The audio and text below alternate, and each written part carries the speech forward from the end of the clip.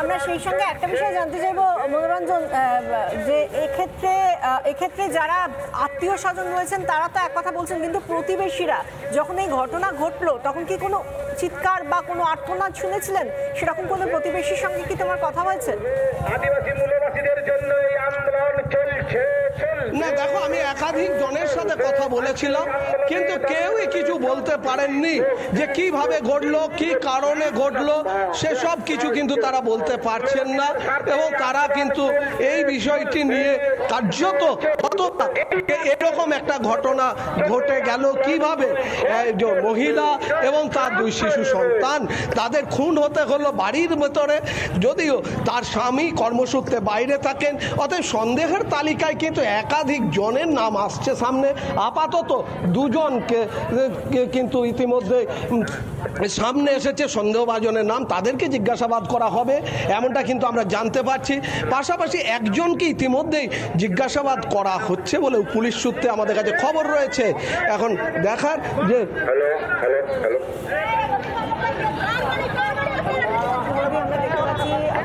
মনোরঞ্জন যে ছবিটা তুলে ধরছেন মল্লারপুর থেকে বীরভূমের মোহাম্মদ বাজারে 3 জনের রহস্য মৃত্যু, এক মহিলা সহ 3 জনের দেহ উদ্ধার হয়েছে। মা এবং 2 শিশু, তাদের দেহ উদ্ধার হয়েছে গলার নলি কাটা অবস্থায়, রক্তাক্ত দেহ। এবং এই ঘটনার পর 14 নম্বর জাতীয় সড়কের ছবি দেখতে পাচ্ছেন, যেখানে বিক্ষোভ করা হয়েছে জাতীয় সড়ক, যেখানে রীতিমতো অবরোধ করা হয়েছে এই জাতীয় সড়কে, সেখানে আগুন জ্বালিয়ে প্রতিবাদ করা হচ্ছে, বিক্ষোভ প্রদর্শন হচ্ছে। এবং সেখানে একদিকে যেরকম বিজেপির তরফ থেকে বিক্ষোভ প্রদর্শন হচ্ছে, অবরোধ করা হচ্ছে, সেই অবরোধে সামিল হয়েছেন স্থানীয় মানুষরা, যারা বলছেন তারা বিচার চাইছেন।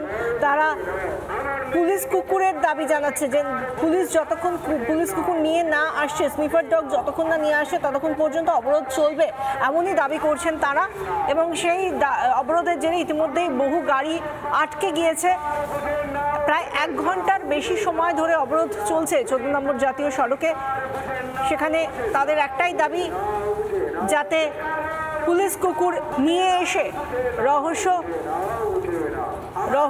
যাতে যে রহস্য ঘনীভূত হয়েছে তার থেকে কোথাও গিয়ে যদি কোনো সূত্র পাওয়া যায়, সেই জন্যই তারা দাবি করছেন একদম সুনির্দিষ্টভাবে যাতে তদন্ত হয়, সেই জন্যই এই পুলিশ কুকুরের দাবি জানাচ্ছেন তারা। কি বলছেন পরিবারের সদস্যরা সেই দিকে আমরা নজর রাখবো। কিন্তু ইতিমধ্যেই আমরা জানি ট্যাংরার ঘটনাও কার্যত এই একই রকম একটা ঘটনা ঘটে গিয়েছে, এখনো পর্যন্ত ধন্দে রয়েছে পুলিশ। তা নিয়ে ঐনবিলা এবং সৈকতের কাছেও আসবো, কিন্তু তার আগে এই বীরভূমের যে ঘটনা ঘটে গিয়েছে তা নিয়ে মৃতার পরিবারের লোকজন কি বলছেন শুনুন।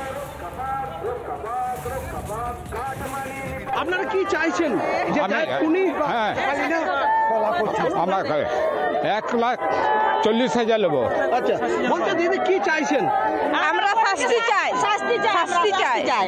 কে খুনেছে ছেলে, কে ছেলেকে দিয়েছে, আমি ফাঁসি চাই। কে মরে